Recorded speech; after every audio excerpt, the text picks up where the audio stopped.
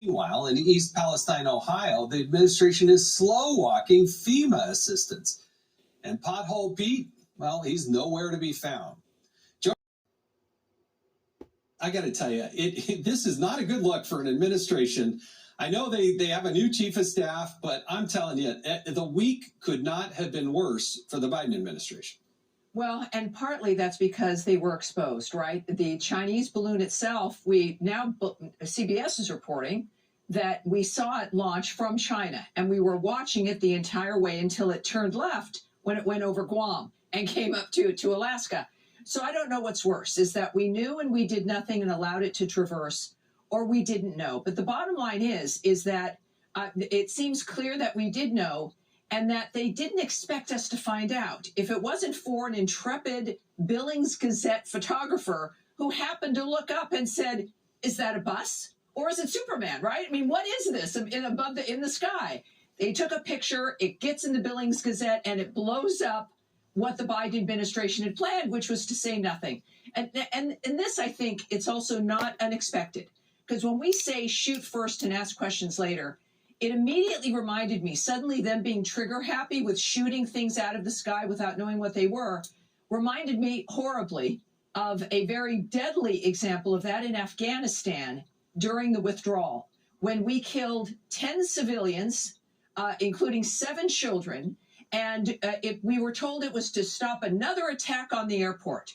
And it was an aid worker who was working with USAID agency and his family. So this is what the Biden administration has been doing from the beginning, ranging from, as you've noted, the horrible response when it comes to the East Palestine train wreck, but it really is a chemical spill. The lack of reaction to that. This is from identity politics, frankly. It's a narrative that matters before governing. The American people don't matter at all. This is about maneuvering people as chess pieces, and people die as a result, and our national security clearly is at great risk in the meantime.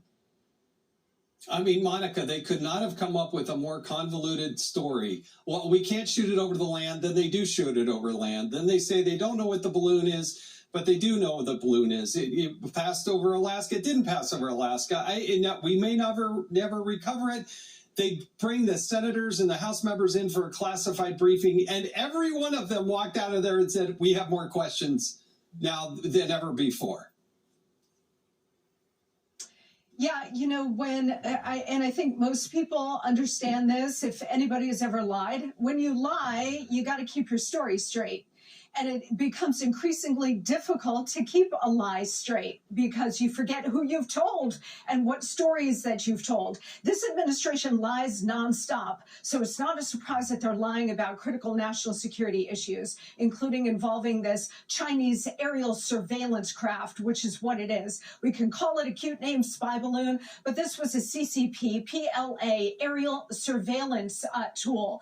They're gathering information. They are gathering intelligence all the time about the United States, sensitive military and nuclear sites, how we react. They're constantly probing this administration. To what end? And I think that's a really dangerous and terrifying question here, is that the CCP appears ready to move, whether it's on Taiwan, whether it's on America's interests around the world, whether it's on our homeland. We don't know. But what we do know is that they are calculating that they have a limited window of opportunity while we have a thoroughly compromised American president who is definitely compromised by the CCP, but is also weak and is turning America into a lame player on the global scene. And so their intent is for global domination. And we've got a president who is completely ill-prepared and unwilling to act to defend the homeland and America's interests around the world. That's how dangerous this is. Well, I mean, you're talking about the compromise. I mean, one of the obvious questions that was thrown out, Tabby, to the president, listen to how he answers. Well, listen to this clip. I want to get your reaction to it.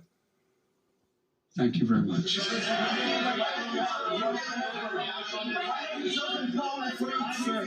Sir, the question was, sir, there's been criticism that this wasn't. There's been criticism that this. compromised by your family's business relations. Sir, Mr. President, there has been criticism. Did you overreact? Mr. President, there has been criticism that this was an overreaction that was done because of political pressure. Why do you make so much Chinese? You come right off and ask the question. We have more polite people. I mean, there's the president getting the question, are you compromised? And he's, oh, come on, man, that's the answer?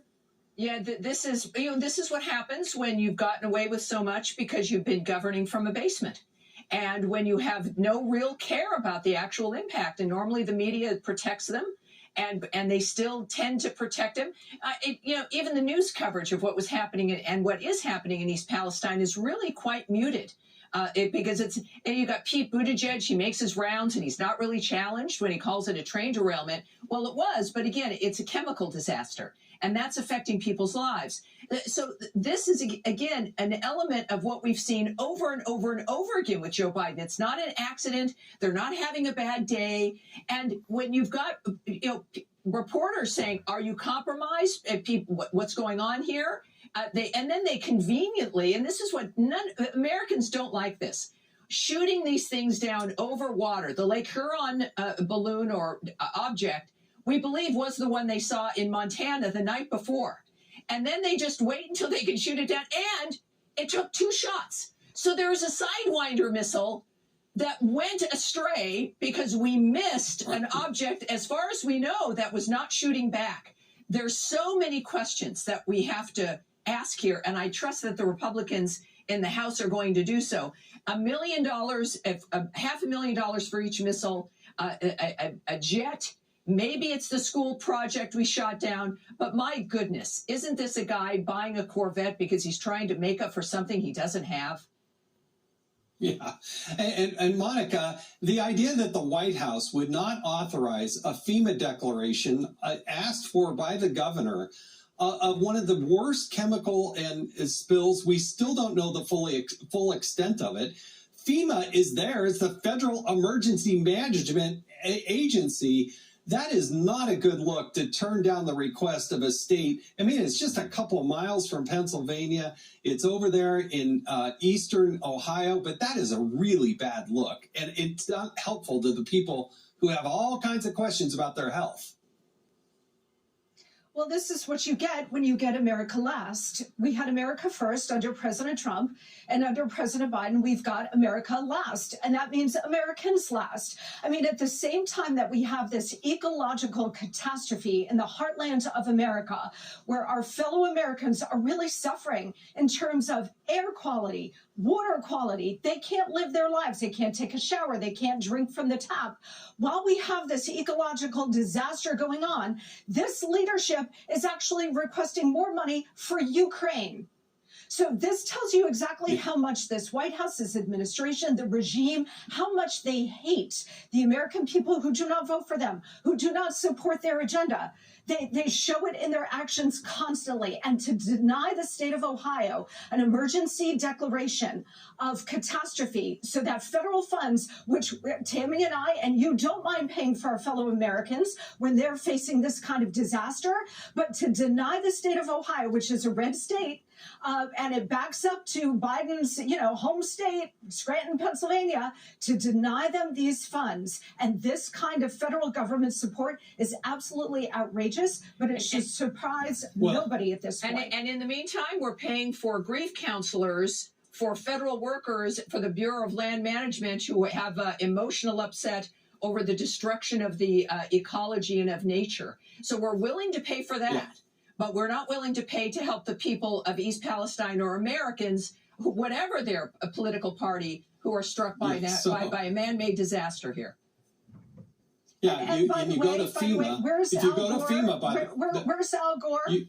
Where's Al Gore? Where's Greta? Where's Michael Moore? All of these people that were constantly screaming about the environment, climate, protecting people, especially Michael Moore in the heartland. Where are these people? They're dead silent. Why? Well, because it's not attuned to the political narrative. Well, and this is the problem. The first 48 hours of this disaster are the most imperative. And we pay billions of dollars as the American people to be right there and have that expertise so they can support the states, the little communities like in East Palestine. and they're not there. It is 2 weeks since it has happened. Now they're going to put in a few people and some dollars, but